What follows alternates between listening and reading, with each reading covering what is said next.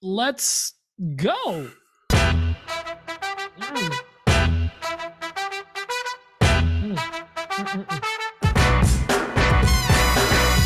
You're listening to another Woodshop podcast, the okayest podcast of its type. Your hosts are Daniel Dunlap of Daniel Dunlap Woodworks and Peter Kapar of P-Trees Workshop. You can find them as well as the podcast on your favorite social media platforms.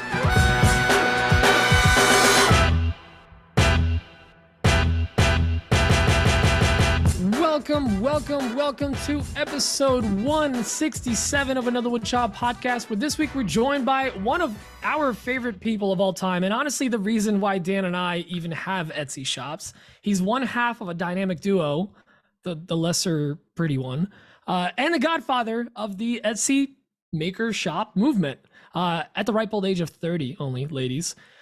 And he makes awesome stuff. He makes awesome content and always pushes his machines to the limit, making me feel like I'm not doing enough with mine. Jeff Behnke's here from Two Moos. What's up? You told me go Dan. Jess was going to be here. She's and here. I got stuck with Jeff. Afford Jess, so we went with the second best. That rhymes. We just can't fit these ISO tunes on both of our head.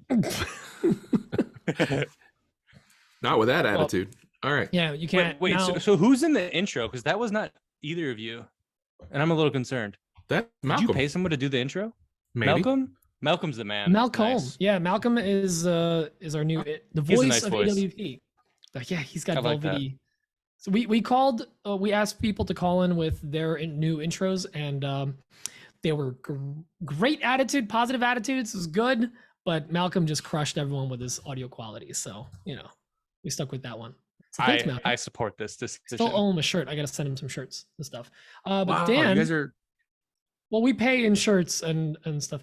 Dan, I'm sure you already have the patrons all queued up and ready to go, so I'm not going to stall too much longer, but I am really excited that Jeff is here. And again, I'm not stalling while Dan pulls up the site. We should really have this figured out now. I totally dropped the ball also, on this one, you guys. It still feels weird to say Jeff's last name. Hey, speaking of patrons, we had that call last week. That was we fun. did have the patron call last week, and that was a lot of fun. That 1 hour call ran for an 2.5 hours. Like almost 3 hours. Yeah, nearly 3 hours. Have to be like, guys, we gotta go. Like, it's a school night. I'm sorry, because it was a Sunday, but it was really good. It was really nice to connect with everyone. We opened it up to everyone, and honestly, most likely going forward, we're probably gonna do it as an open thing, and then maybe do something else for the top tier patrons, because it was a lot of fun. Nice to connect. Dan's giving me a thumbs up, so I'm gonna stop talking. Oh. But what's up? Do we still do that? What? That thing you used to do with like the group chat and like everyone would come hang out, like the maker stoop or something. The maker stoop. Yeah, we still do that. Yeah. I'm being more regular with it now too. I used to do that every single Saturday. But I haven't been there in a few weeks, but it still does happen. There are always people there. It's a solid crew, but it eats up your entire Saturday night. It does. There were times where I'd been there like from like 8 p.m. to 2 or 3 a.m. We'd close it out at like 3 or 4 my time. Yeah. So I couldn't do that. I would die.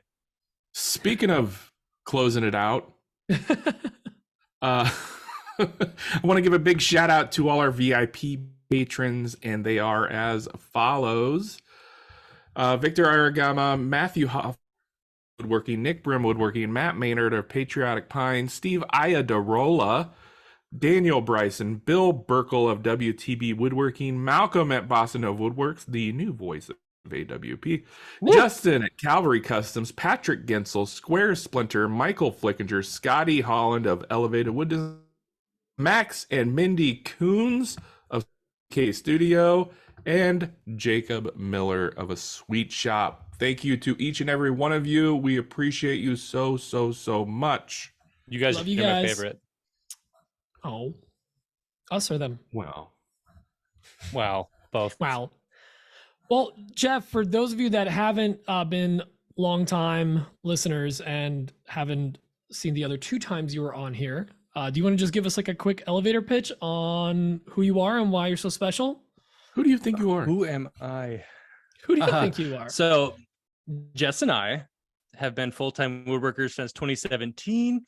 And now we're trying to like transition more into like content creation than woodworking, and we got our start on Etsy and have been going hard ever since then. Yeah, that's all right. Short and sweet. I like it. That's a great concise thing. And what I said in the intro is pretty accurate. The reason Dan and I have ever even fathomed that this could be a viable plan to have an Etsy shop, to build stuff to sell to the maker community and others, was because of Jeff and Jess. Because we watched them crush it, and from a basement shop to building out your own shop, paying, cash flowing the whole thing with your Etsy shop. And like now you guys have been in that space for what, 3-4 years now? About? Yeah. Paid for by pet feeders. Yeah. Oh my God, the pet feeders. That's right. Exactly. I remember talking about that with you guys when you were on the first time. I don't even remember what episode it was, but you were talking about 50. How you were doing so well on Etsy that it paid for a new shop. And I was like, man, I need to get on Etsy. And I think that's when I started my little Etsy, quote unquote Etsy journey. Once you get a little momentum, it kind of carries you if you can stay on it. Yeah, really well once you get going. But that's the hard part, right? Yeah. Right. Episode 124, Jeff and Jess from Two Moose. No, I think it was earlier than that. We had to be on earlier than that. Maybe no, it was the last time you guys were on. Like 49. The first time. Yeah. Yeah, they were or Jeff was at least. We have an IMDb. Our podcast just popped up on IMDb. What? I'm not mad. I mean, it's cool. Okay. I don't know. I like it. That's awesome, dude. Just watching you guys do this, and I mean, I've followed you since the beginning. So I think we were both around for real. Like me and Pete were like OG buddies from like we're all like maybe even sub 1,000 when we started out, just trying to like figure it out and see what this Instagram thing is. And it was cool to like just watch these guys like blow up, and they're honestly on a personal note, they're legitimately one of the reasons. No, you're the reason why I'm doing this. Like if I can cite 2 accounts that I'm here today because of you guys, it's you and Brad Rodriguez from Fix This Build That. Like the 2 accounts that he's helped along the way. But no, like you guys showed me that like, oh, you can just like do this business and you can work with your significant other, and you can like really turn lemons into lemonade with the situation that you're in, and like slowly start replacing incomes. And we'll have you talk a little bit more about that as we grill you. But it was really cool to see you guys like grow this beautiful business, and like now a content business supplemented by other stuff, or at least that's what we're trying to build. Whole different game. You guys are doing great, and it's really inspirational to see what you guys are doing. Dan? Oh, you have to, I don't know I thought you wanted to say something. He says no. No, Dan's just gonna be quiet. So can you kind of give us, for the people that don't know like your journey, and I guess we're gonna get into it with one of our questions, but like how'd you guys get started, and what kind of was the catalyst? I was like, oh, let's do this. So we were kind of we were both pretty young. I mean, we're still young, but like we were kind of looking for something to like, we wanted to start a business, and it was like we were looking at like lawn mowing, like snow removal, kind of like the basic quote unquote easy businesses to start.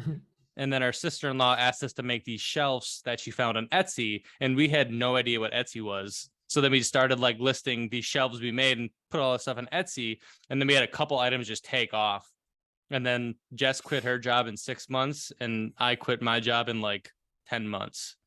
And then we were just all in. Everyone thought we were crazy. I mean, well, you're still crazy. You are crazy. Yeah. I will say that. Yeah. You might as well just go for it. I mean, if it's working out and you have the ability to do it, right? Just go all in. 100%.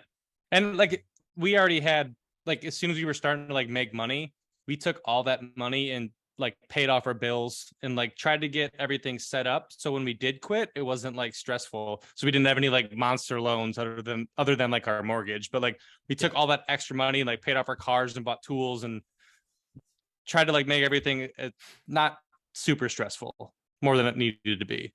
Yeah, bringing that boat a little closer to the dock before you leap. Yeah. Oh, for sure. boat references. Yeah, well, that's like a saying. Oh, is it a saying? I don't know. I live in But Nebraska. I've never Dan, heard. what were you gonna ask? Never heard There's no lakes or bodies of water in Nebraska. Do you even have water? You have raccoons out here. Yeah, there's raccoons. There's not much water. The Missouri River, does that count? It's not the cleanest river. So, with that said, are you doing much Etsy business these days at all, or are you focusing almost 100%? So we're focusing mostly on content, but Etsy and our website, we're not like solely Etsy, but Etsy and our website is probably like 40% of our income right now. Okay. And then the other 60% is content. Very cool. Nice.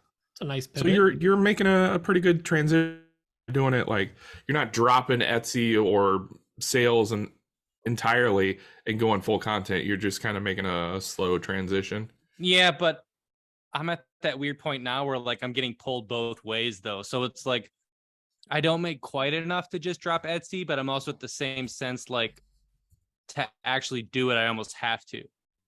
Because right now it's just so much push and pull, trying to juggle all the orders along with trying to keep up with content. Because I haven't put out a YouTube video in like 2 months because I took on too much work. So it's just that constant battle of trying to find balance, which I'm not good at. Right. And if you know anything about Etsy, like you can't just like let them slip a little bit. You got to be on it, especially with their new seller. You got to be. Yes. Yeah.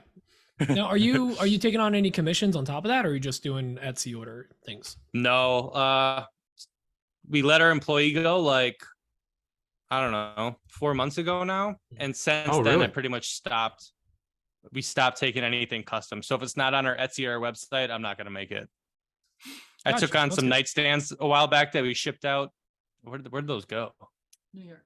But they went to New York, and I was like, after that, I was like, that's it. Like New York it was from too much Wisconsin. Yeah. Shipping that must have been not fun. It's not bad. I mean, dealing with the freight company was a little shoddy, but overall, once it gets picked up, it's out of your hands. Well, that's good at least. And then like, so I heard Jess there in the background. I feel bad. We should have just tried to figure out how to have both of them on again. But can you talk about your dynamic and the way you guys work now? Like what does Jess handle? We see Jess in the content and actively, doing stuff in a shop, but that's actually, if I understand correctly, that's not most of her job, right? Most of her job is kind of administrative. Yep. Yeah. So everyone always asks us, like, how do we work together, being husband and wife, and like we're with each other 24/7? And the real answer is we don't. She has her completely own job, and I pretty much manage the shop. She manages, the million messages on Etsy, doing listings and all the other talking to brands and all that other stuff.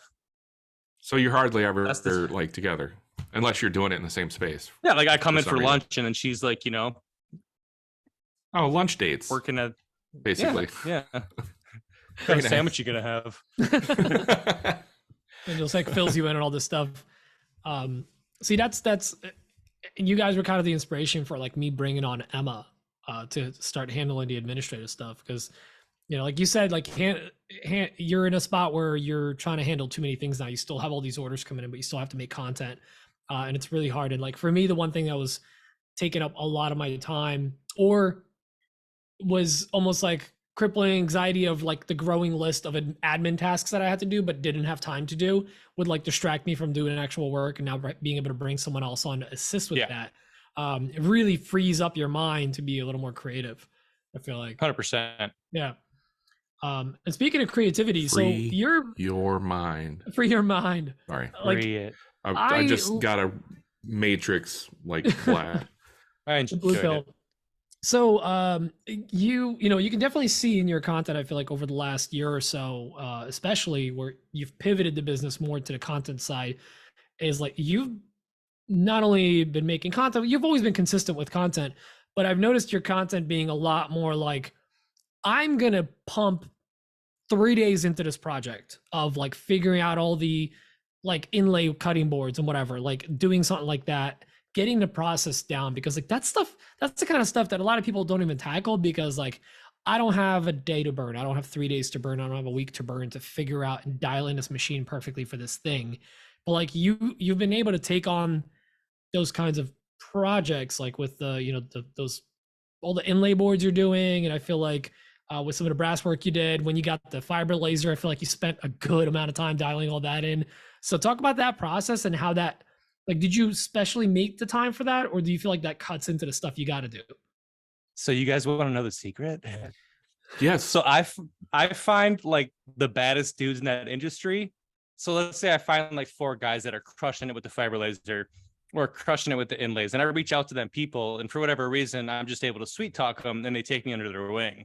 So when I got the fiber laser, I Because you're pretty. reached out to like 3-4 dudes, and they were good enough to help me out.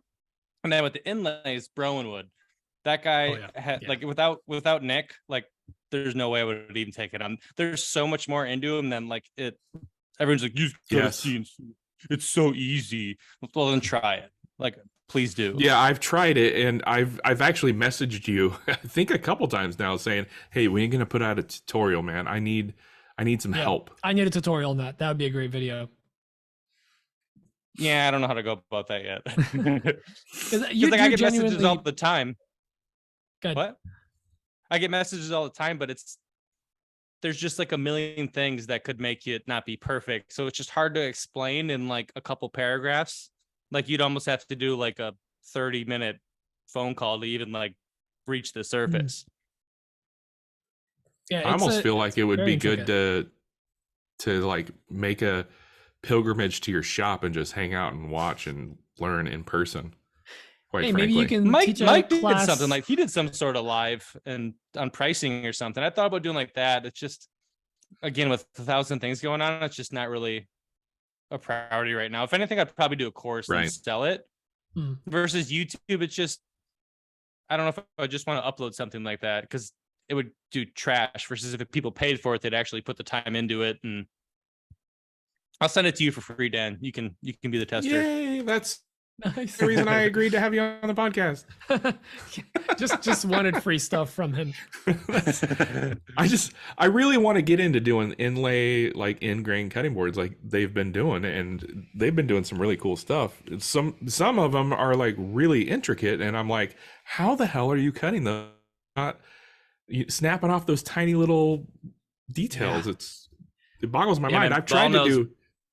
You got to use the ball nose over a V bit. The V bits break so easy. Like any V bit under 30 degrees, that tip breaks off, and once that tip breaks off, it's junk. So you're using like a small ball nose, like V carve ball nose? Yep, 6.2 degree ball nose, the smallest one Amana makes. It's like a 0.5 millimeter tip or something. But that's your final pass, right? So you're doing. Yeah, I mean, I use like upcuts to clear, but the ball nose is what does the detail. Interesting. That's good to know. Did you have to do a lot of dialing in on that same subject? Did you have to do a lot of dialing in with your machine, like getting it trimmed perfectly and everything, or you just kind of like threw the right bits in there? Okay.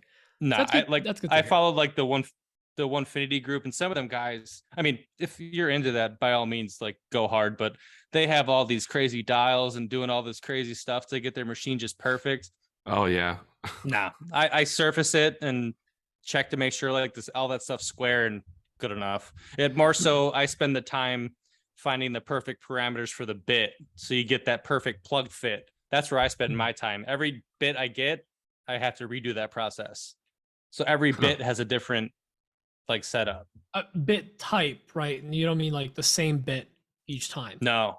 So I took the same exact tapered ball nose on my Elite and my Journeyman, and I got different results with the inlay. Really? I had to use different parameter numbers for each machine. Same exact bit. Huh. Whoa. Interesting. Well, it just goes to show you. That's why like some of these like very like tight tolerance specific jobs, I feel like, you know, you got to do some dialing in. You can't just like, the CNC is very accurate, but like there's steps you can adjust to make sure that things are right. Cause like sometimes out of the box, it's not going to be perfect, or even, you know, having it a little off if you don't have a perfectly parallel. Yeah. Like, you know, it depends what CNC you have. Like there's so many different, like the X carve I had, it would have took me a month to do one cutting board just because it was so like, I guess not rigid, the original X carve. Rigid makes CNCs? Yeah, it's orange. Yeah, you can get them at Home Legit. Depot. It's called Stepcraft. Step. Oh, it's such a burn. Speaking of, so this fun. isn't a Onefinity sponsored episode, but we all own a Onefinity CNC at this point, and I feel like Jeff we owns own 2 Finities. Onefinities because of Jeff and Jess. They started with the Onefinity. Well, you didn't start with the Onefinity. You just said you had S-Carve, but when you got the Onefinity, I think when they were first coming out, I think we had talked to you about them, and frankly, you had the sold second me. one ever. Yeah, you sold me on them like pretty You quickly. humanized Onefinity. You put a face to it. So now because of you, I have 2 Onefinities as well, and Pete has What do you one. got? The journeyman and a woodworker, or what? I have a journeyman and a woodworker. Yeah. Yeah, I just got the journeyman. I love that thing. I don't use it as much as I should because You I'm have focusing one? on. Yeah, I just don't use it I that didn't know much you because had one. I'm focusing right now on a laser work mostly since I got the new big laser. So honestly, in the Mhm. last 9-10 months, I've done like Wait, did you got a 3 Laguna? jobs. Is that what you have? the Laguna laser. Yeah, the big one. EX, right? Yeah. The big boy. You got the EX. MX, Oh, I right? wish I would have got 50. the MX. Like, I don't know if I wanted the EX or MX. I feel like I should have went with the EX. What's the difference? Talk to me like I'm stupid. power? Power and bed size. Power and bed size size. is a little bigger. Okay. I So with, specifically wanted the EX because not that it's come up that often, but like I have the exact same footprint on my journeyman and in my laser. So if I ever had a job that I needed to like laser out and then throw in a CNC and CNC out the pieces and have them pre-lasered already, or all the way around, I could. So Interesting. yeah, the higher power you get with the lasers, you start losing the ability to like laser etch. So mine will etch better than Pete's, but Yeah. his will cut way better than mine. although I found that I got the laser kit for it and the smaller, What do you mean? It's The like a one- lenses? the lenses, yeah, Yeah, them help uh, a lot actually. they help. So with a 1.5 mil lens, it's better. But yeah, I did notice that like going from my PL 1220 to this one, the etching is slightly less accurate, but I wouldn't say anything like notable. yeah, you know? even yeah. Yeah. I mean, the big problem with lasers is like with a CO2 laser, engraving just takes forever.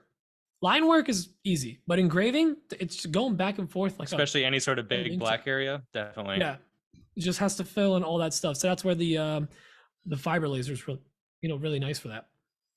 That leads me to my next question. What's the difference between a CO2 and a fiber laser? I think we've talked about this before, but refresh my memory. Completely different beast. Yeah. Yeah, like so a fiber laser isn't going to do wood and it can't do glass, but a CO2 laser is great for all that stuff. So A CO2 unless laser you're pretty can much etch doing- that stuff, but a fiber laser can't.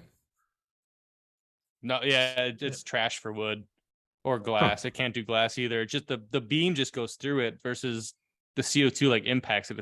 It's weird. Is So it- pretty much the fiber lasers, I would say mainly for metal. Okay. it's too powerful for all those other applications, whereas the CO2 is not powerful enough. It can't etch metal. It can if it's anodized, so because it removes the anodization, but to actually etch the metal, Take it that won't coating burn off away. the aluminum. Yeah, that's Or pretty them much it. wallets. People do a lot of them wallets. Or tumblers. You can do Or tumblers. Tumblers, yeah. Yep. Gotcha. Yeah, so it's good for like a tumbler you can do technically with both, but like I've heard, like I think Mike got that same one that you have. Mhm. He got it for tumblers, but it's like too powerful. It was actually burning into the metal. It's Yeah. it's a very fine line. I haven't mastered the tumblers either. The rotary is also a little more finicky than the CO2 setup. Yeah. What are you talking about? From what I understand, you just push a button and that's it.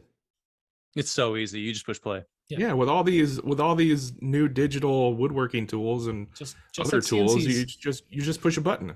Yeah. Wait till those people hear about file types. Oh, I'm a DXF girl. You can't just put a JPEG in there? Well, it depends on the application. I guess you could trace an you image. technically could. Yeah. It's like crap mostly. Light What are burn is pretty good at what are that. the Microsoft Paint files? Are those just JPEGs? Hey, MS Paint Solid has come a doodle. long way. They've added 3 colors. Really? Yeah. Ooh, yeah. Wow. No, don't want to brag. Dang. But I've used it. Photoshop, take that. All right, so what are the questions for Jeff? I feel like we've kind of asked you all the basic generic ones, but Yeah, give me a challenge. yeah. So this is kind of a personal one because I'm currently let me ask you this first. What's your hair routine like? Are you on TikTok Shop and are you on Etsy Shop? So I haven't messed with the TikTok Shop yet. Apparently people are doing really well with that. Apparently they're doing well. What is it? The same thing as like the IG Shop? Because I never had much luck with that either. Kind of. Well, but apparently people are a little more active on TikTok Shop from what I'm hearing, at least. Yeah, but TikTok also gives other creators the ability to link to your shop and make a commission. Oh, which really? could be good or bad. I did not know that. That's actually kind of cool. Yeah. Wow. I don't know. The commission's probably not like large, but so apparently I should check it out. Yeah. I really need to too. But I've tried to Google. I've tried to sign up for it twice and I've been rejected twice. Oh, really? I don't know what the hell I'm doing wrong. Sign up for TikTok Shop?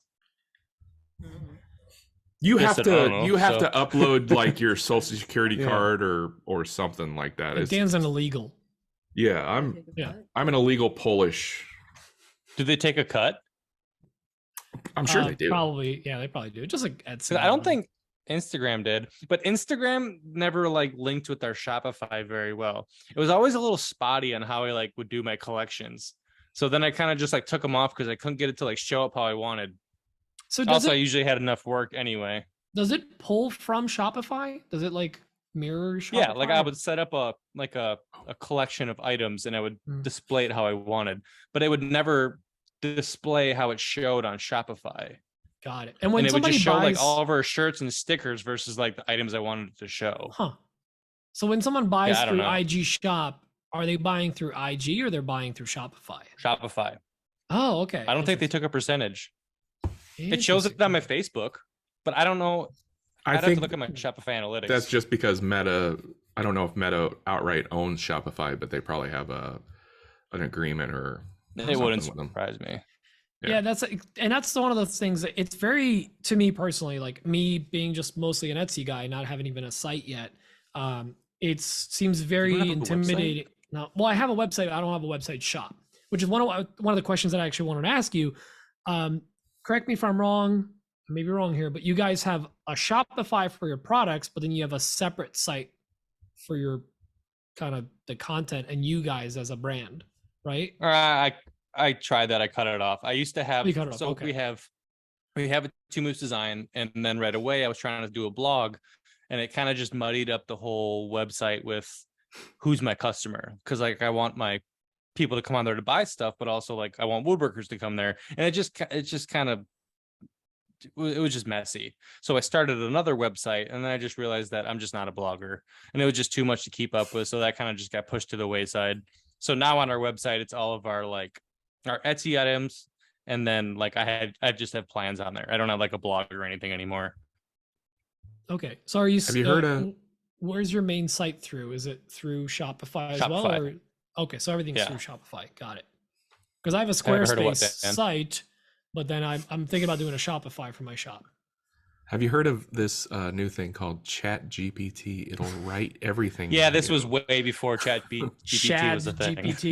Chat GPT. I squashed it before that. I remember we were talking about this, and you guys were in the back of our car. We were going to like a Publix or whatever to get food at Workbench Con, and we were talking about blogs at the time, and you were like very excited about it, but had no time to do it. I remember that. Yeah, and I thought about like hiring someone too, but I don't know. Some guys I know crush it with the blog though. There's a few lady woodworkers that crush it. Woodshop Mike, I think, still has a pretty good blog. Some people. I mean, so does Brad Rodriguez. Ben Myers. Yeah, Brad and crushes Ben, it. They're both making pretty good affiliate sales off that stuff. So, this goes It back does to take a lot of time though.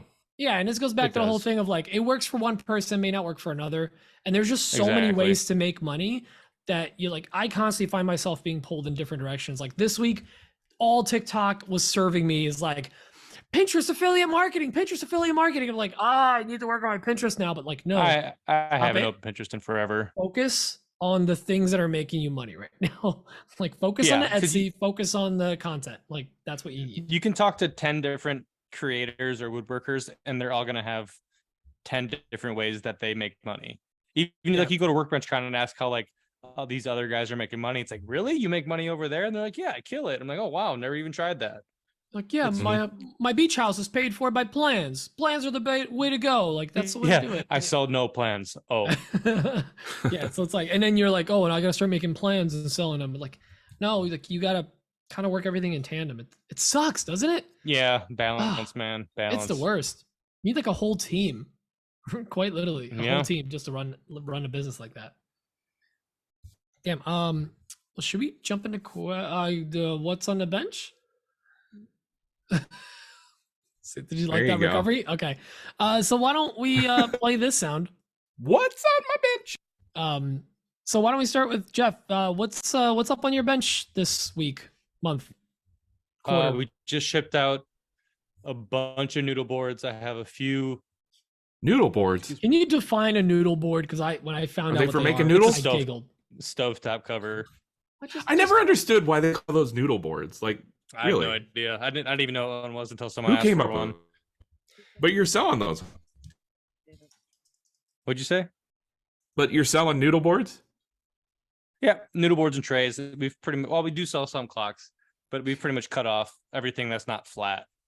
That doesn't ship really? easy. Smart. Yeah. Okay. All cutting boards, obviously. No dog feeders anymore? Oh no, I haven't made a dog feeder in a couple of years. All those starving dogs. Poor things. Poor things. Someone's out there still crushing it. We have people still ask us for them, but we just I ain't got time for all that. So if anyone's looking for a new market to break in, make some pretty sweet dog feeders and put them on Etsy. You'll kill it. I promise. They ship like crap, but they sell well. Okay. Noted. So what else you working on? Anything? 3 cutting boards for a YouTube video. And then inlays, I would imagine. I'm probably gonna yeah. And then after that I got 2 more YouTube videos I'm gonna plow out. And hopefully that'll be the momentum I need to keep pushing forward. Right. Are you seeing much return on YouTube videos? I know you're monetized over there. Is that lucrative enough to make you keep wanting to do it, or are you? Oh yeah, definitely. I would like, so let's say like my CNC plans and like my Amazon affiliates. I would say a majority of that traffic to make that money comes from YouTube. Interesting. Really? Cool. Okay. Yeah. And affiliates is doing well for you? Sucks. Yeah. That's good. It's just the thing. Some people are like, again, some people are killing it off of affiliate marketing off their YouTube videos. And a million ways to make money. $1 or a couple of for dollars. Sure. And then I'll talk to someone else and they don't do any Amazon affiliate. Like they like do affiliates through like Starbond or some CNC bit company. And I don't do any of those. I mean, I do Prone CNC. Make $500 a month from Starbond. Like how? Some of these people are... I like Amazon. Amazon's where it's at. That's all I do too, basically. I'm not bringing in a whole lot. It's like probably $25 a month, sometimes tens of $50. Dollars. But hey, that's a couple beer. I'll take that. That's enough to go feed some raccoons chicken wings, huh? Heyo. Yeah. If you don't know what he's talking about, listen to the pre-show. Yeah, the pre-show. There's a raccoon restaurant in Dan's basement. Not in my basement. I know. Pretty close though. That was a Patreon callback. Oh my god. You good? Oh, my dog jumped off my lap like a crazy person. Just dive bombed. So Pete, what do you got going on this week? Me? So glad you called on me because I'm totally ready. I'm gonna work. No, it's fine. I'm gonna work backwards. So today I actually took a sick day. I kept waking up in the middle of the night. I did not sleep well. I just like was running like a weird temperature and it's like, why am I so hot? I thought it was the house, like the AC was broken again. I had a panic attack at 3 a.m. in the morning. And then I was like, oh no, I'm just like, I'm hot and I'm freezing. So I think I was just like, I caught something. So I felt like crap, called out of work. I just like did administrative work. And then Keith Johnson stopped by and he was like, he talked to me about this earlier in the week. He's like, hey, I got a rack of ribs in my freezer because he's got the butcher box or whatever, like Omaha steaks, but for other people. And he's like, can you smoke the rack of ribs? I'm like, sure, yeah, like that's fine. He's like, oh, what day are you gonna be doing stuff? Like, I don't know, Thursday.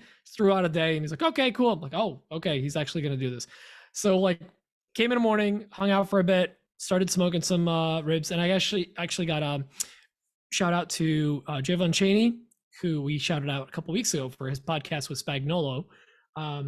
And I don't realize he has a separate page for barbecue. It's Cheney Q, so check that out. Oh, okay. He sent me a dry rub that he's developing for. There's coffee grounds in it. It's actually really good. That he's developing for pellet smokers to get a nice. He didn't say me anything, and I'm the one who brought up the podcast. Okay, cool. Thanks. That's Joe. fine. Don't worry about it. Wow. You just got a smoker. Wow. Okay, you're still you're in training wheels mode. Okay, all right, calm down. I'm not new to smoking meats. I just got a different smoker. So no, it's like, I saw him in the morning, and Keith literally lives I think he said today 13 minutes away from my house. It's like right down the street. So then he came over later, and then Carmine was here. We're working on a van this whole week, trying to figure out the solar. We hooked up the solar, everything's perfect, everything's working, but all the controllers on the electrical stuff are like Bluetooth and smart controllers. So like, it just wouldn't charge the battery. Then later we found out it's charged the battery fully, but nothing was updating. So like, technology is just fighting us for like 2 days. We lost 2 days. We lost 2 days of work on the van, or 2 afternoons of work on a van. Wait, troubleshooting van electrical. You're building a van? Oh yeah, we're not mine. It's his, my buddy Carmine. So we've been building out his van for a couple of years now. He's finally Tell us you don't listen to the together. podcast without tell us you don't listen to the podcast, Jeff. I don't listen to any podcast, so don't take No, it it's fine, personal. it's fine. Yeah. I'm Oh, way we're too also ADD. I know you watch videos, and we also have a video of this launch every week. So just watch the video. Ooh, I do check the pre-show sometimes. There you go. Okay. Please, join the pre-show. That's where the party's at. I just like to talk to Jackman. Yeah, just you guys arguing there. We appreciate you guys arguing in there. But yeah, it's just been working on a van with him. Took care of a couple of administrative things. Finally got the 2 designs that I've been working on and kept putting off. It's one of those things where I just kept having it on my to-do list. People asking me about it, and it gave me so much anxiety that I wouldn't work on it because I've just felt overwhelmed. So I got the sander holder for the Rotex to RO90 and for the Merca 3x4 sander. So those are live now. I got another laser cut file thing available as well. So I'm updating some stuff with Etsy. And we always preach always be listing, ABL, always be listing. I haven't listed anything in weeks. So I'm really bad with that. So I'm just trying to get on that. But while doing all that, I but I was like, let me try ChatGPT again. I tried it initially when it came out to get some listing descriptions made, and they were fine, but it was just very over the top, and I had to delete entire sections of sentences, and some of it didn't make sense.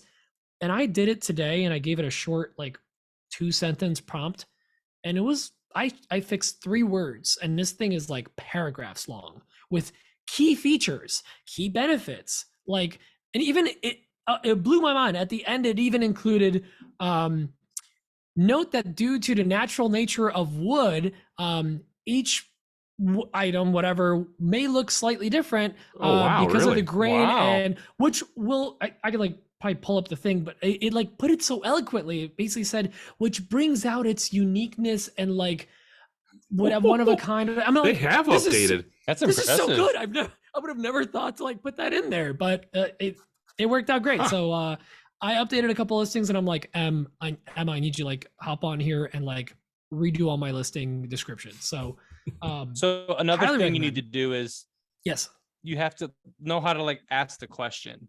So you say, write me a description, but use SEO, these SEO words in there. So the more improves prompts you can give it, the better, obviously. Yeah, definitely. Oh, I just found it. At the end, it was note, due to the natural variations in wood grain and color, each windscreen, it was the windscreens for shaving dishes, each windscreen may have a slight uniqueness, adding to its charm and character. That's brilliant. So I love eloquent. I love it. I'm throwing that on any wooden made item. Thank you, AI. Thank you, AI. So it was really wow, okay, this is, I feel now it's not because initially ChatGPT, everyone was like, oh, it's like I'm doing all this with it, whatever. But like I found that anytime I used it in the beginning, it was still, I had to tweak everything it wrote. Mhm. And now when it spits stuff out, I was like, wow, this is immediately usable. It just had to sounded tweak it. AI right away. It sounded AI. It sounded weird. It sounded like I'm a human. Like, no, you're not. Now I really believe it was like, written. And I added some stuff in there. And honestly, I added stuff in there and I was like, this sounds stupid now compared to everything That's else awesome. written. I might have to go back because I've used ChatGPT to write a few of my product descriptions in the past, and they sounded okay, so I went with them. But I might have to go back and update them now. Yeah. And then there's, the whole, like, I don't know why I never realized this, but you can regenerate an answer. I did know that. Yeah. So like, and then I you was like, could I say, lost the old one. That's great, but can you write it like this and it'll rewrite? Yeah, change the see, tone. I'm Make still it a newbie formal. with it. I'm still a total newbie with it, but I really appreciated that. Like learning a couple things about it. I'm like, this is getting better. I like this. This is good. Aside from that, I've just been trying to like knock down my to-do list because I've had multiple interactions and realizations in the last week talking to some friends of mine where they're like, oh, I spent Sunday working on this thing, and they're not makers or whatever. And I'm like, man, I would love to have time to kill to just like do that. And then also Emma's been away for a week and a half. She was at a seminar, and then she was visiting family in Florida. And I had like a weird desire to like on my way home, pull over by a park and just go for a walk. And I'm like, well, I don't have time for that. And I drove, and then I was like, you don't have time to just live life and relax. Come on, dude. Like, get your stuff together. So I looked at my to-do list. I'm like, I need to knock out the stuff that's giving me like anxiety over not having fun. Like, oh, I can't have fun because I have to take care of this stuff first. But it's giving me so much anxiety, I can't relax while I'm ignoring it. It's like a vicious cycle. I hate it. I posted a thing about it that someone tagged me, and it was like stress laxing, where you're stressed while relaxing. Yeah, that thing. So I'm trying to just take care of administrative stuff and really get on top of that. I'm knocking out that list, and it actually feels really, really good. And I got influenced by TikTok, and I bought one of these, a sort of like timer that you turn it to like set a different time for like how long something's going to take you. And really like, you don't have to, there's a term called pomodoro, which is like a 30-minute break. It's a fruit. Actually, yeah, but it's like a term, I think in Italian for like, you take a pomodoro, like a 30 minutes to do a task or something, or I think it's 35 minutes, weird amount of time. I was thinking of pomegranate, sorry. Yeah, but basically this is just like, I have to answer these emails.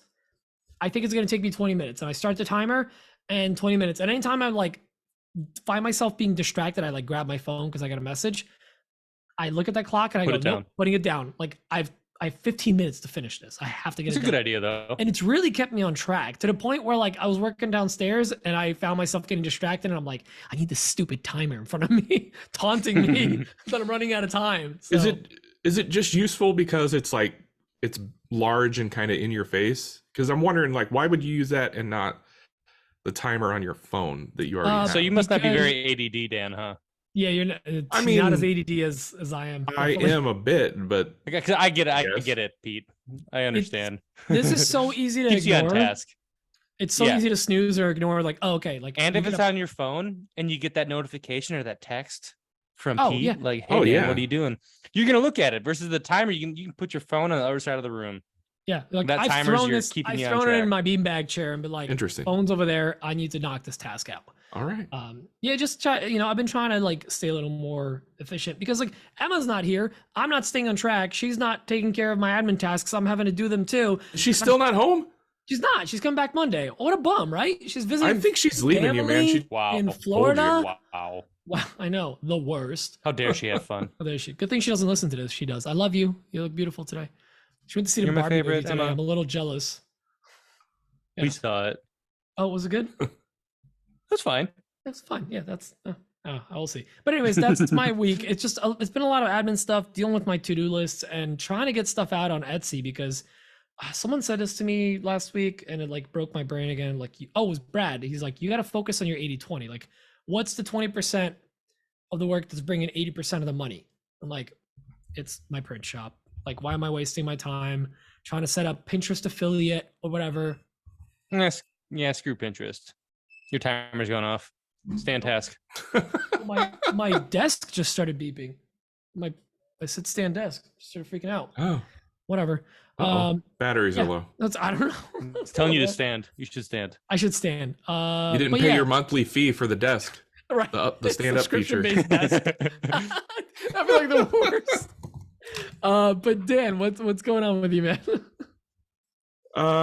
Well, I've had a pretty productive week. It all starts off with the fact that I now have the C-pap that we've been talking about forever. Woo! I'm getting great sleep and I have more energy during the day, which is fantastic. Whole new man. I wouldn't go that far. I mean, I still look Still like lazy. me. I'm still lazy-ish, but I have more energy. I don't find myself wanting to go in and lay on the couch as much as On a I scale of did GTA before. 1 to GTA 5, how much GTA are you still playing? Ooh. I don't want to answer that question. GTA 6. But anyways, I do have a lot more energy and it's great. And thank you to everybody who's pushed me to get it. I appreciate you. Along those lines, since I have more energy, it really came in handy because the customer for the farmhouse table was like, hey, I need that table. We've waited long enough. But she was really kind about it, which I really appreciate. It really has been in my Fatty, shop for where's my table? 6 months. The thing Come has on, been in my Dan. shop for 6. So I got it done. I delivered it today. It Did looks she like it though? phenomenal. She may have shed a tear when she saw it all together. I Ooh, was that's the very best. happy. I was very happy. I didn't believe it was going to 4 to arrive. 5 stars took forever. The walnut that I picked out for that table, it just looked amazing. I think several episodes ago, like many episodes ago, we still had that third host on here, Michael something.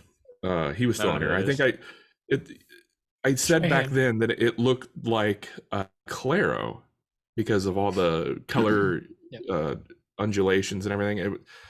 Man, when I put finish on it, it just looked absolutely beautiful. And of course, when I took it to the client's house, I was trying to really burn it into my brain to take my actual camera so I could get good photos. But it's been like, right, I forget every damn time. I forgot again to take my camera, so I only got cell phone shots.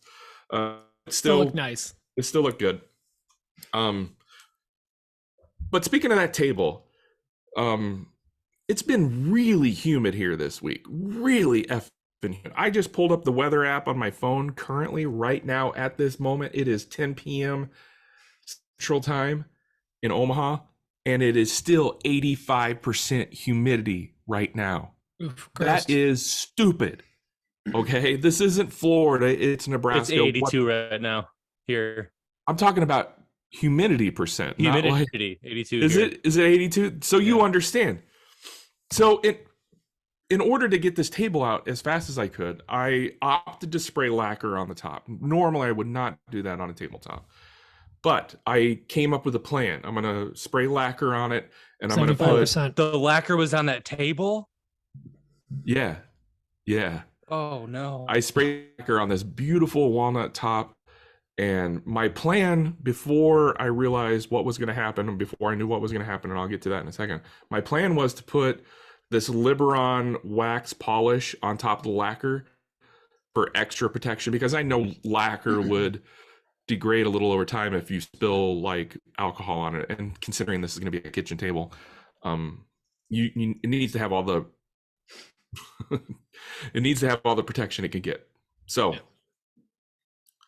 story short, I sprayed lacquer on this walnut top and it started clouding up because of all the goddamn humidity. Have you ever had that problem, Jeff, where you sprayed lacquer and it's so humid outside that it just clouds up? I stopped spraying lacquer because of that. What do you spray now? Obviously, it's only a problem in the summer. Yeah, what are you doing now? Poly. It's way more forgiving than lacquer. I But mean, it just doesn't dry and cure as fast. Oh, no, definitely not. No. That's the reason I use it a lot. I use it a lot because of the fast drying and cure time of it. But anyway, I needed to put a finish on this tabletop and deliver it the very next afternoon. So it clouded up and I started to panic. Oh my God, what am I going to do? I knew what was clouding up, but I was hoping that I could get by if I had a bunch of fans on it, and it just didn't help. So on a whim, I just decided to put that wax polish on it anyway to see what would happen. Cleared it right up. That's nuts. I don't know why that works. Crazy town. But I wonder if it's like a top coat thing when you like pour a top coat of like epoxy over like scuffed epoxy, and yeah, it just fills in the gaps. Perhaps. But let it be known that if you were spraying lacquer and it gets a little cloudy, rub some sort of wax or oil finish over the top of it and it'll go away. The real answer is extender. Buy some extender, keep extender in your shop, and mix that in there when you spray. So it dries or cures a little slower. Trap in that moisture. Huh. Oh yeah, maybe that's where I went wrong. Maybe I kind of effed myself because I put extra fans on it and it dried faster than it should have. Maybe I didn't even think of that. So drying slower would actually be better. Moisture from. Oh, and sometimes if you spray another coat on top, it'll actually melt into that other layer and release that moisture. So sometimes you can get lucky and just spray another layer. Yeah, I did read that, and I tried that, and it didn't work. It actually made it worse, but it could have been because I had the fans on. So would make it worse or not. Yeah, but putting that Liberon polish on there, I don't know if it was the brand or if any wax polish will work. I need to do more like testing on this because it was something that I just like walked into and I was like, holy crap, I can't believe this works. I should have made a video on this, but I didn't have time, and I just wanted to get the damn table out and done and delivered, and I wanted my customer to be happy. And it's always when you're behind, right? That's when all the crazy stuff happens. And usually it doesn't work out that well. It's like, oh my God, everything's just blowing up. I gotta sand it back. Yeah. So by the grace of whatever God you believe in, it worked out. So that's been my week mostly was that table. I spent a lot of time trying to get that done, and it was delivered, and she was happy, and I'm so glad that that's out of my shop now. And it's big old win for Dan. It's a big win, and it's a huge weight off my shoulders. And I want to give a huge shout out to Braden from Little Bug Woodworking for helping me deliver that thing today. I called him up and he drove right down to help me deliver it, and he's always there for me whenever I need him. So thank you, Braden. I really appreciate you. I don't care what they say about him. He's a good dude. He's all right. Yeah. Anyway, that's most of my week. Yeah, it's a solid week. Are you going to do more large builds, or was that enough? Of course. As they come along, I don't like Etsy does well enough that I don't have to seek them out. But if they come to me, I'll do them for sure, and I'll try my best to do them a little faster than 6 months for a table. Charge more. Oh, it worked out well because this woman that bought the table, her and her fiance, husband, I don't know what the relationship is. It doesn't matter. But the woman is an old coworker of my wife, so she knew who I was, and she knows, what goes on in my shop. Not the fastest. Yeah, so it wasn't like a big shock. Might be 2 months, might be 6. It's no big deal. Exactly. She kind of knew what she was signing up for. You'll get it. You'll get it eventually. Yeah. It's like getting something on a layaway. You just have to wait for it. Do stores still do layaway? I remember when I was young and we were poor AF that my mom and dad would always do layaway. To anyone that doesn't know what layaway is, you're either from another country or you weren't poor. You didn't grow up poor like us. Yeah, they do layaway because you can do the payment plans on every website now. I guess it's essentially layaway. It's cool modern layaway now. Like now it's it's for rich people too. Layaway was for easy payments. Layaway this was before Walmart even. Like we would go to Kmart, pick out all the school clothes we wanted at the beginning of summer, and then they would put your clothes or whatever you were buying in the back, and you couldn't have it until you paid it off. But you would come in every week and drop $20, $50 or whatever. That's what my parents did. School clothes back when we were the good old days. Young, yeah. The bad old days. Anyway, that's a fun little throwback. Well, let's jump into some questions. I think we'll start with Tomas after I play this. Go, Black Betty, Ram Lamb. But let's so we got a long Whoa. one from Tomas this week. You good? I thought I heard you say whoa. I said, whoa. Whoa. So we got a long one from Tomas, which is actually really perfect because Jeff is here and he's going to be a good person to answer that question. So strap in. Here's Tomas. I'm ready. And she says, I wish that I could be like the cool French, cause all the cool French. things seem to fit in. Hi guys, do you know what a moose say to another? Yeah, I don't know either, sorry. And it was not nothing anyway, so... A moosing. Alright, so I don't really have a question for tonight. It's more like a kickback from the failure episode you did last time. And so, you know, I didn't script this question because I wanted it to be more authentic. So yeah, I wanted to speak about failure or maybe the fear of failure because something happened to me today. I was actually laid off from work. It was a job I hated, and I'm pretty sure it gave me some kind of depression. But anywho, so yeah, I was laid off, and it was pretty brutal actually.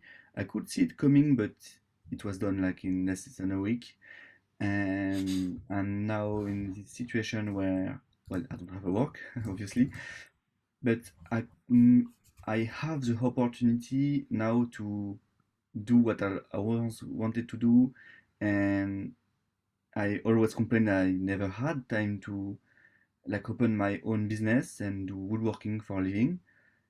But now that I'm in this position that I might be able to do it, I'm like a deer in the beam of a car. I don't know if it's an expression in English, but we have this expression in France. And Deer in the obviously I headlights. could go and find another job in the same field. I know I could do that quite easily actually, but I feel it's like one of the few opportunities I might have to start my own business. And I know that Mike would have said that you should always count on yourself, trust yourself, bet on yourself. Sorry, bet on yourself. But it's hard to do that.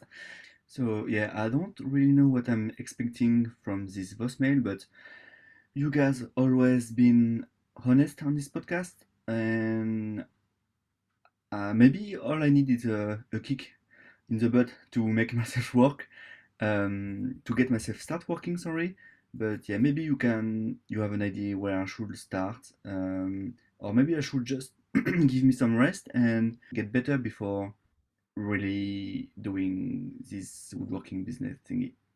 So yeah,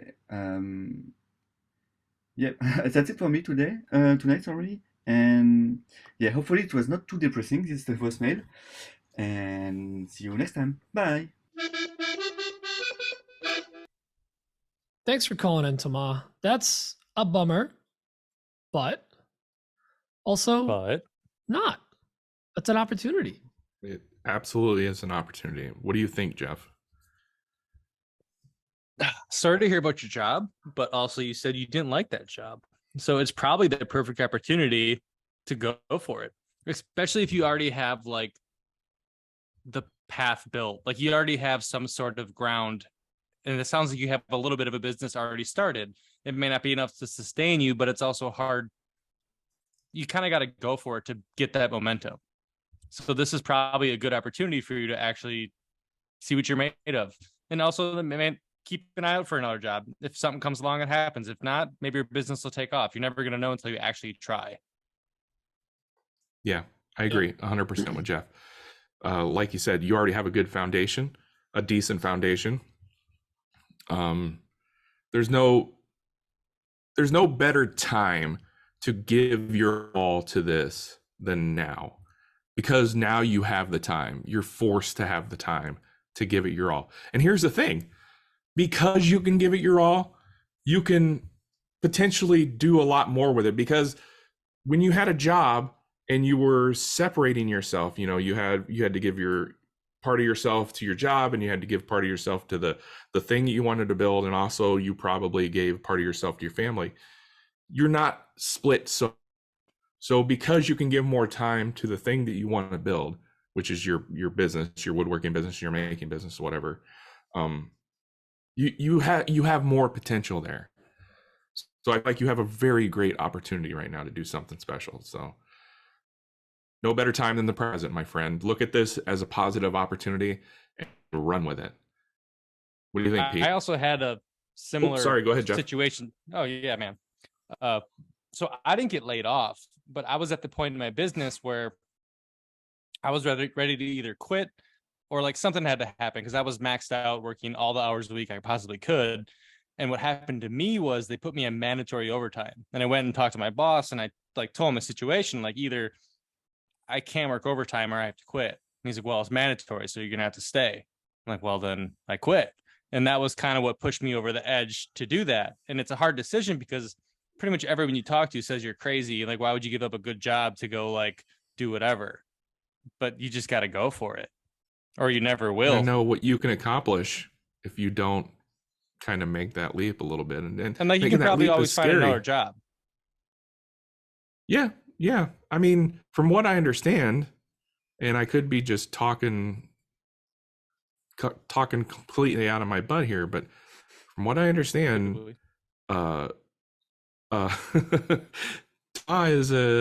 he was an engineer. I don't know what his job was specifically, but I feel like it was somewhere in the engineering field. So he's not completely could have been unskilled, a train engineer, I would imagine. Well, that still takes some skill. So like you got job skills, so it's not like you can't find another job. Anyway, I'm done. What do you got to say, Pete? Let's hear it, Pete. Tomas, honestly, I think this is one of the best things that could have happened to you right now. And hearing you say that you didn't like the job, you weren't happy there, and I've kind of gotten a vibe from speaking to you in the past and from you calling in. You never specifically said that you didn't like the job, but it was just like you were always kind of like about it, you know. The fact that you didn't like the job and you were maybe looking for something different, this is a sign. Here's the thing. I think that getting fired from a job is way better than quitting, because at least in the US, I don't know how it is in France, but you can get unemployment benefits while you get your business going. You can literally get government backup while you get your house in order. But again, we don't know what the rules are over in France. We don't know what the rules are in France, you know. So what I would say is I fully believe in you. I think if there's ever a time for you to tackle this 100%, it's right now. You already have a YouTube channel that you've been slowly establishing. You already have an Instagram, and like, there's no reason why you shouldn't try to like lean into this and make products and lean into content and like really try this out, because you're in a position where now you have some time. Now, let's bring it down to earth a little bit, right? First of all, if you are going to take this leap, you need to take a day or a week or a month, if you can afford it, and like figure things out. Like figure out what you'd want to do, what you'd want to actually try to do, like what you want to be passionate about. Do you want to look for another job? Like in that time, you want to sit down with your family and figure out, like, can you afford to not have an income right now? Can you financially afford to float for a couple months? And just note, and I'll share a personal thing. Emma quitting her job and coming on full time with us. If Petrie's Workshop made zero money, like at all, for the next 6 to 12 months, we had enough in our savings to comfortably float the gap. Because like my paycheck alone, we can survive on. We would not be thriving on it. We're still eating and the mortgage is getting paid, but we're not spending any extra money on anything fun and not having a good time. That's if we're making no money and pulling money from our savings. If we're trying to live comfortably, within a year, our savings are drained to a point where we're like, okay, we need to look at another job. Petrie's Workshop isn't making zero money. It is making enough money to get us up to comfortable, but it's not getting us to thriving yet, which is something we can build on. So never think of it like if there's already an income in a household and it's getting you 75% of the way there, and you can float off your savings, that's huge, because you're not like you're not at zero. Now, granted, if you're the only breadwinner in a household, like you just have to look at the numbers. But don't think that just because like, oh, you can't get by every month on something, this is the time you lean into savings. Savings are emergency fund. Savings are an investment in your future. This is the time you lean into savings. All right. And before you know it, if you really lean into what you want to do, you might never have to touch that stuff. So I'd say, talk with your family, figure things out, figure out the finances, do the math. You're an engineer and I know you can. But this is the time to jump into that. And I'll even throw it out a little further. Like if you need to talk about this or you want to talk it out and just like kind of bounce ideas off of whatever, hit me up. We've connected before. Let's do it again. Because I think if there's ever a time for you to do it, once again, I'll say it, it's now. For Long sure. way to say do it. Do it. Yeah, but definitely be smart. And I always tell people like the best situation you could be in is if you have a significant other that makes a decent amount of money and has insurance. Because in America, insurance sucks. Yeah. So like that's a good situation to be in if you have insurance and another income. Because if not, it's definitely more scary. Yep. See True. if you can float it. That's one of the things that made me able to pursue this full time. I've been full time since 2011, and the only reason I was able to do that is because my wife actually has a stable income. So She's the that best. does help. We could give you all the positivity and the attaboys, and you got this. But we're just some dudes on a podcast. Definitely Talk to your family. go talk to your family and Look at your make sure everything's finances. cool. Be smart. But we believe in you for I sure. believe in you. And I'll share the last little bit of advice that I got from Jeff and Jess when we asked them about it, like advice on like, hey, Emma coming on full time, like, what do you guys think? And Jeff and Jess both said, we always just said like, at the end of the day, if we need to, we'll just get regular jobs. Or get a part-time job. Even get a if it's not part-time something job. you like and you just need that little bit of money to get by, it's okay. And Like it's you don't so have to simple do something you There's love always- all the time. because There's we're always all, Uber. yeah, we're all That trying to too, do this Uber. black or I mean- white thing. Like it's either in or out, yes or no. But like it doesn't have to be that. So like you True. can get a part-time job and just coast. I always tell Emma, like, I don't care if I have to start bagging groceries, I'll do it. If I ever lose my job or something. Like I just want us that's to okay. follow our dreams. And that's okay. There's no shame in that, in any of this stuff. So I'm all for you, man. We're all for you. I think we're all on the same page and I want to see more content from you. I'm excited to see what's going to happen. True. Right on. Dan, you want to Here, read here. off the next questions we got? Next question. I would love to read them off. Let me Read one from open America. them. I'm waiting. The first one, his name is Joseph Taylor, and he says, Hey. all right, my question is for Jeff. I just want to know a little bit Hey. more how you feel about Onefinity CNC Elite Series.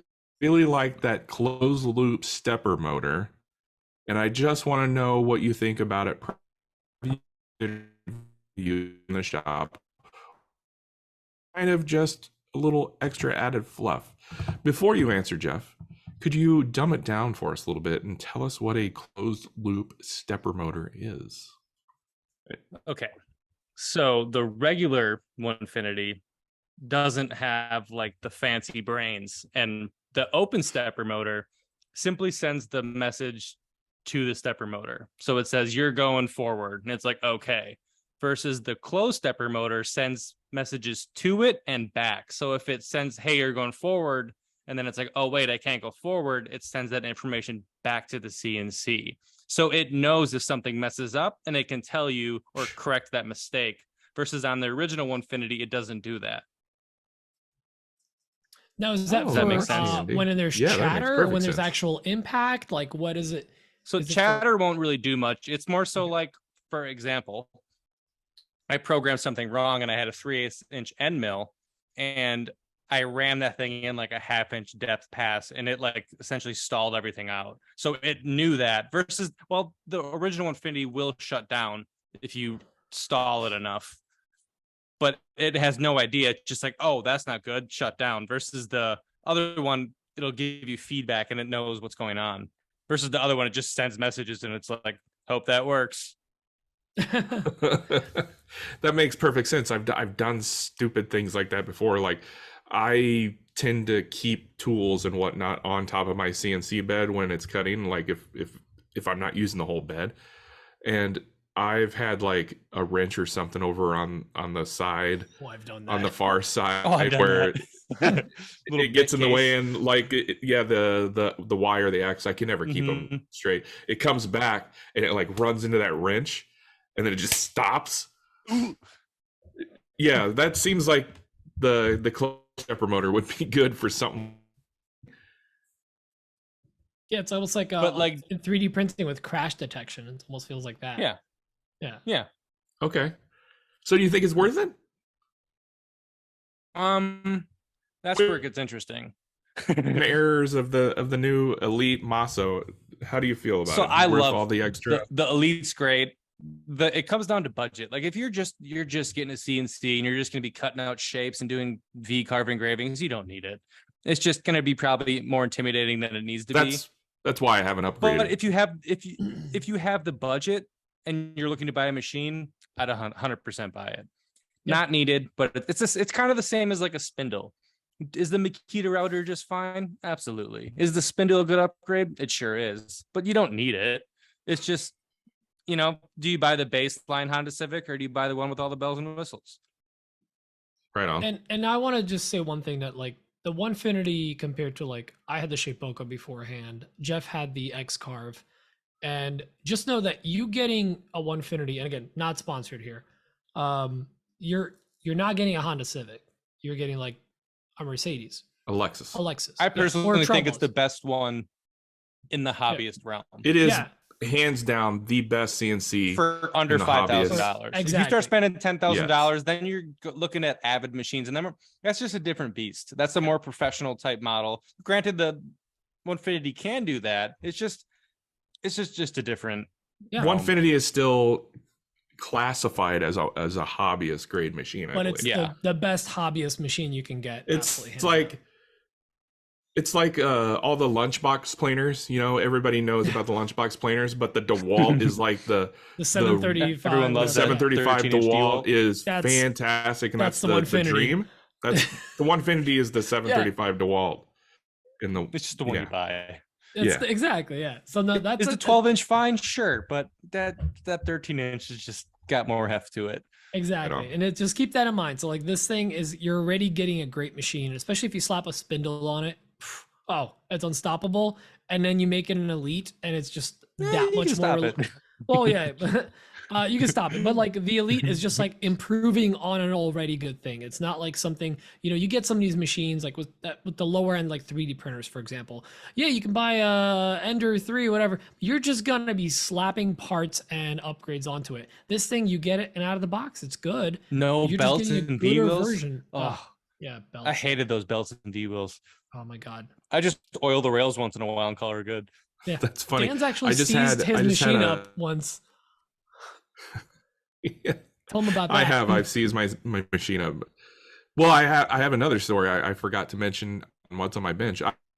A listener and a patron stopped by my shop. I want to say on Tuesday. Aaron Tidwell of 71 Wood Shop, I believe. Mhm. He stopped by and we were talking, and he wanted to see my CNC setup. I think he's originally from Oklahoma, and he was just in the area for business or something. And he messaged me, and I said, "Yeah, come on over. Shop's a mess, but if you want to come over, so be it." Anyways, we were talking about the CNC and CNC setup. He's like, "Wow, you really packed him in there, huh?" I was like, "Yeah." He goes, "So I really don't need to spend time to like." And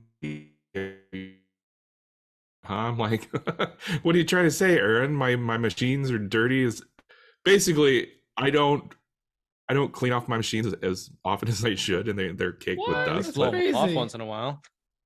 man, they still. I'm not saying I'm not advocating you don't clean your machine, but you can get away without cleaning it once in a while because it's not run by belts. Yeah, but still, didn't your machine seize up one time because It you did didn't clean seized the up rails? once before. We don't speak of that. No, it was before. It's when I got the spindle, but I didn't have a dust boot. Before So I you was- knew maintenance exists. No, I got the spindle on. I got the spindle on, and I didn't have a dust boot for that spindle yet because they had just released their Ooh, that's a mess. the 720 Z slider, the bigger beefy Z yeah. slider. BPZ? Yeah, Beefy Z. nobody had a boot for it yet. For the beefy Z plus an 80mm spindle, nobody had a boot for it yet. So I ran without a boot for like a week and a half, and it created a mess. And it did seize up my machine because it got. Oh, it's horrible. You have to get a dust boot. Yeah. You have to have a dust boot at least. I use It's the so socket, bad. and it's fine, but just It's fine. I've been using You can get good. the I don't even know what it is. It's one of the Pone ones. I don't know, but I didn't like it at first, but the more I used it, the more it grew on me. Also, that Nighthawk, is that what it's called? There's a I guy don't know. named Nick, I believe. He makes Yeah. a Nighthawk. It's like a bigger version, and everyone seems to love it. I have one. I haven't messed with it too much. It's way bigger than the one I use though, so I'm not sure how I'm gonna feel about it. But they say it really sucks I in a good get way. it. I have I have a dust boot that I got from Michael over at Pixta Proto on my spindle. And then I have another dust boot from another Etsy seller. It's not the Nighthawk, it's something else, and it's really fantastic. Is that what it's called, the Nighthawk? Yeah, I know what It's you're got talking great about. I reviews. actually People- I People bought rave one. about it. It didn't quite work out for what I wanted, so I went with something else. But yeah, you at least get some sort of dust boot on there because you're going to have all kinds of Anyone. problems if you don't. Yeah. Anyway, the next question is from a gentleman by the name of Tim Meehan. It's Timmy Han. Tim Meehan. Timmy Han. Okay. Anyways, he says, "Hey guys, I have a glow forge and I've been making money by selling cutting boards locally. I'm not using the lasers. I'm not using the laser to its potential, and it seems like a waste. Shipping to me is so intimidating that it's keeping me from starting to sell on Etsy or any other platforms. I don't have anything I need to ship except for maybe plastic wrap." I think he's talking about materials to ship stuff. But I do know about pirate ship because of Dan. You're welcome. What do I need to start selling cutting boards and other small things? And how do I break this effing barrier to get started? Thanks. Well, Jeff, since you Well, you started off by selling dog feeders and what have you, and do you have any tips and tricks on getting started shipping? We got our first big order on Etsy, and it was to Germany. Like our first like legit big no. order. And it was like this shoe rack. And of course it was big, and we like made our own box, and it just shattered when I got over there. Luckily the lady was super cool. But starting out, we just kind of used a bunch of Amazon boxes, and you learn real quick that just sucks. It's horrible. You can go to FedEx, Home Depot. You can also get some boxes. They're also very limited. If you're just selling cutting boards, you're kind of in luck because you can go online, and even you can go on Amazon and find websites that have like, you can get like 2-3 different box sizes and just order those in bulk. Especially if you're only doing cutting boards, you only have a few different sizes. Like that's to your benefit. So what I would do is find these websites, look up Jenny and Davis on YouTube. They have like a whole thing on like cutting board boxing and whatever, but just buy some boxes in bulk. You're going to probably eat a little bit of that cost up front, but in the long run, it'll save you so much time not having to like make boxes or cram them into a box. And then for shipping rates, if you ship on Etsy, you get a discount. Do we use Pirate Ship? We use ShipStation. Pirate Ship's a good one. ShipNerd's another one.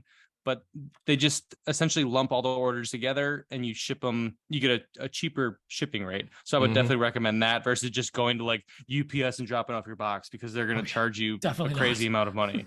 Don't do that. Don't do that. Don't do that. Don't go to Been there, USPS. done Currently, that. we Don't get- do it. We get our boxes from a local box supplier, but before that, we were getting. Isn't Uline based up in Wisconsin? I think it might be. I think it is. But this one was more like a smaller town business, so we chose to support them Okay. over like Megacorp. Small quantity boxes. So if you look and you'll spend some time on Google, there's probably one in a big city near you. They deliver for free.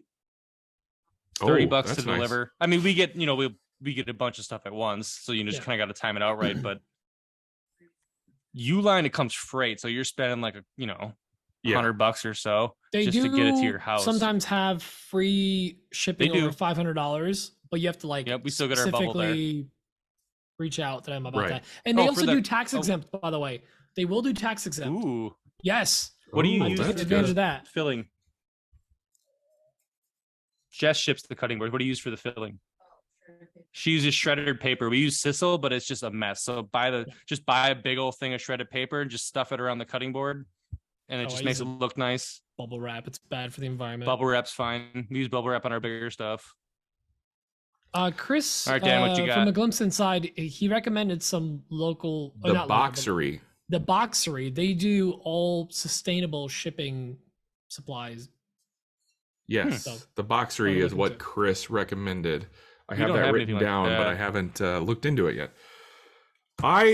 It takes time to realize what you're going to need for shipping. I mean, you're not going to know right away.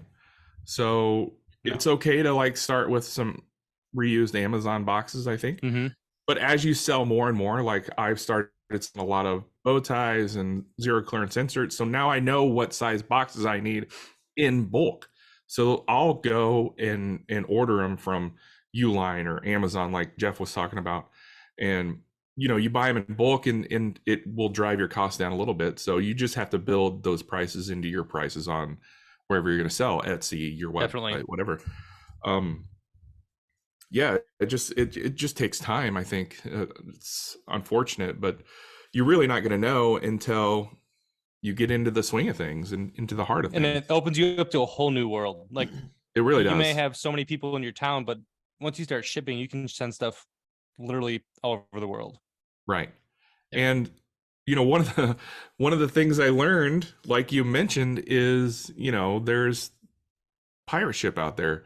And Jeff said, don't ever just take your product to the UPS store and have them do It'll it for you. literally be double.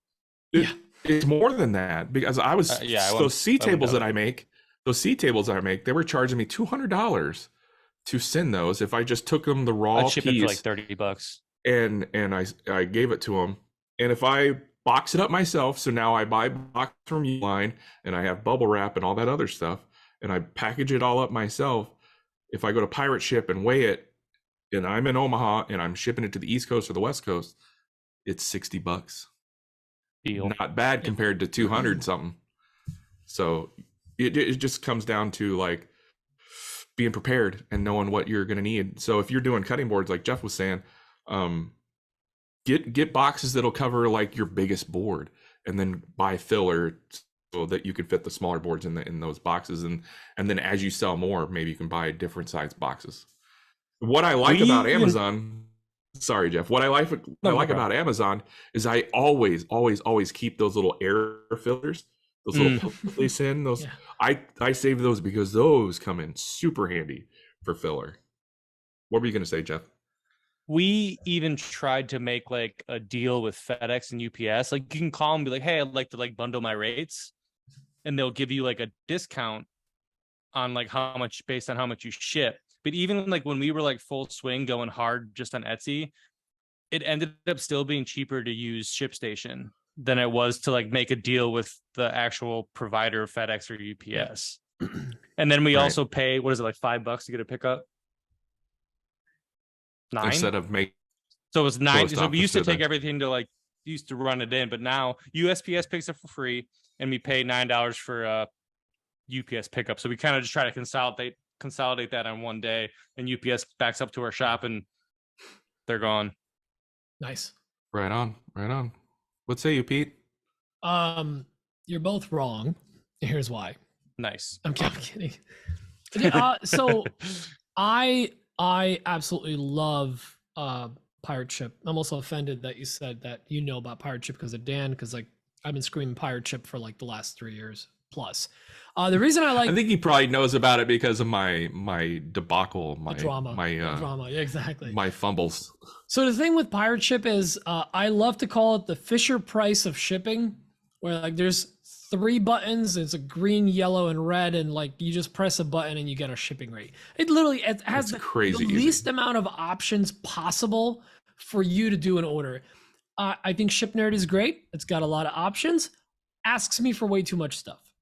It just wants like way too many things out of the gate, and like just pirate ship is just very friendly. And also when the pages are loading, when it's loading your sticker, whatever, there's little pirate puns that happen on the screen. Yeah, saying like, listen, small things. It's all about the little things that make you happy. So I'm a huge fan of pirate ship. Pirate ship will do USPS, and they will also do UPS. So that's something to consider as well, because like for heavier items, UPS and FedEx tend to be better. For lighter items, USPS is the king. Yep. You know, so especially for like I do 3D printed stuff, and you're mentioning laser cut stuff. Now, granted, some of it is cutting boards, but like you got a Glowforge, you've got the option to do a lot of fun laser cut stuff that is very light to ship, like 1/8 inch cut stuff, or even some acrylic stuff. Like you're looking at 4 to 12 ounces. Really not that expensive to ship that stuff. I ship stuff regularly that's 4 ounces and 8 ounces, and I pay about $3.50 to $5 in shipping plus packaging. As far as cutting boards go, Joni and Davis, whatever that account. Joni and Davis, I think it is. Thank you. Great resource to have as well. I've also seen people have success when they're making fancier cutting boards to use the flat rate USPS boxes, because it's $20, it's flat rate, it's whatever, and like as long as you make the board to fit the box, you're good to go. You just got to make sure to wrap it around a little bit with bubble wrap. But sometimes though, it's more expensive to use those flat rate boxes than to actually package it up yourself. Which is my last point. So you have to be careful. Yes, so he's correct. But like if the weight, sometimes if you're doing like a solid wooden cutting board, it's going to be a little heavy. So like it might be okay to ship it that way. But my favorite thing to do, and it's advice that I got at some point, was make your cutting boards and signs to the size of the box you can get the cheapest at 100%. A certain size. So like I at this point I have like a random sizes, whatever. And then at some point when I was doing a big U-line order last year, I was like, let me get some like cutting board size things. So like small, medium, I actually didn't get anything for large, but like small and medium for like cutting boards, signs, things like that. And now anytime I make cutting boards, I make sure they fit within that box. They're no longer than 12 inches. That's a good, or, you know, or Etsy shop. Yeah. Like it's just like, you're getting processes in place. It's the same reason that Jeff doesn't do a lot of custom jobs outside of what's offered on his site, because he's got every process. He's got every layout, every jig, every box set up and ready for the sizes he's used to doing and the items he's used to shipping. And he's not having to do a lot of thinking beyond that. So he's able to batch them out. So we were going to launch a product recently and we chose not to because we couldn't find a box for it, or it didn't fit in a box we already had. So we just were like, it's not worth it. You wouldn't think that it's like, oh, well, I could just cut a box, but like, you really don't want to do that. Jeff did that. It takes a lot of time. If you're going to do that, if you're like doing, if you're going to do that one-off items, yeah, one-off is fine. But if you're going to do it over and over and over, yeah, it's just not worth it. Making custom boxes, even like to build a crate, you charge for it. Oh yeah, absolutely, you have to.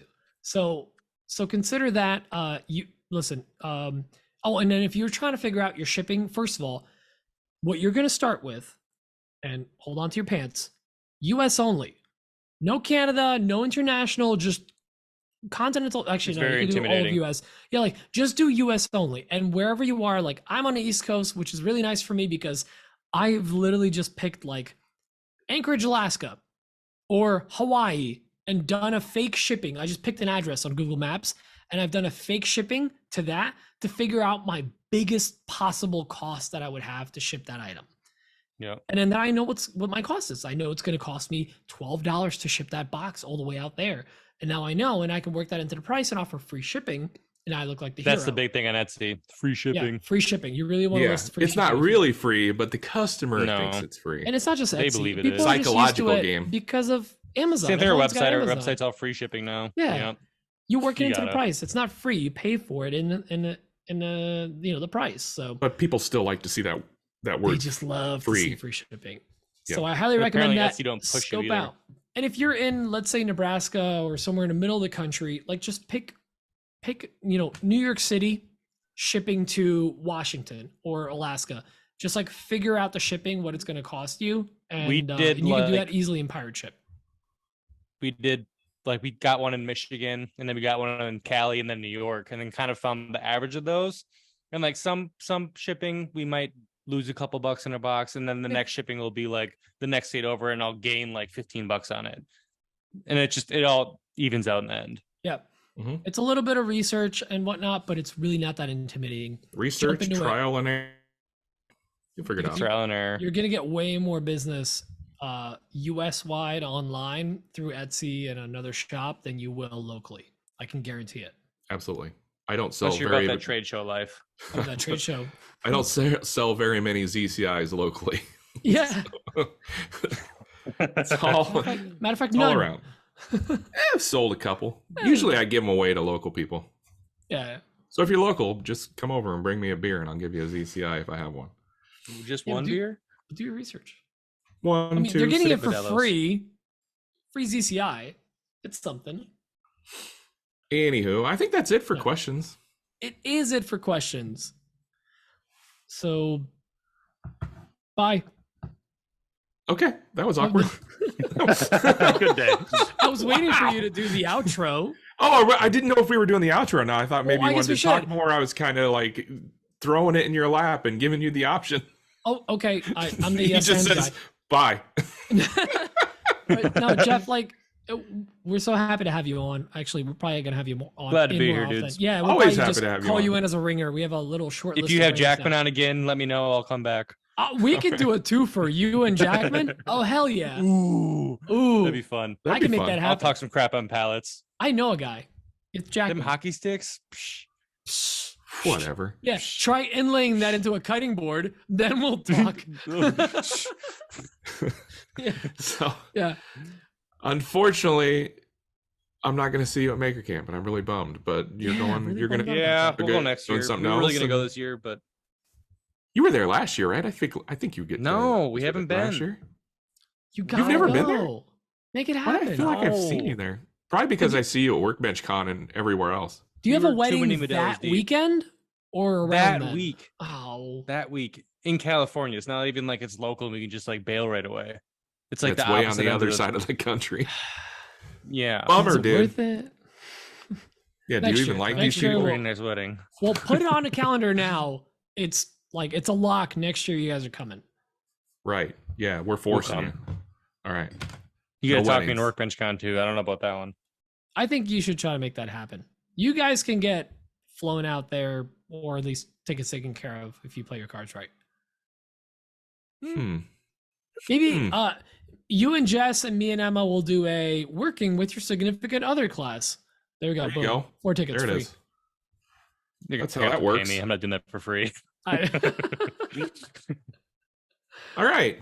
Anyway, thanks to everybody who listens and shares the show. We really appreciate you guys. Thanks to all our patrons. Be sure to check us out over there. If you're not a patron and you want to support us, you can go to patreon.com/anotherwoodshop podcast.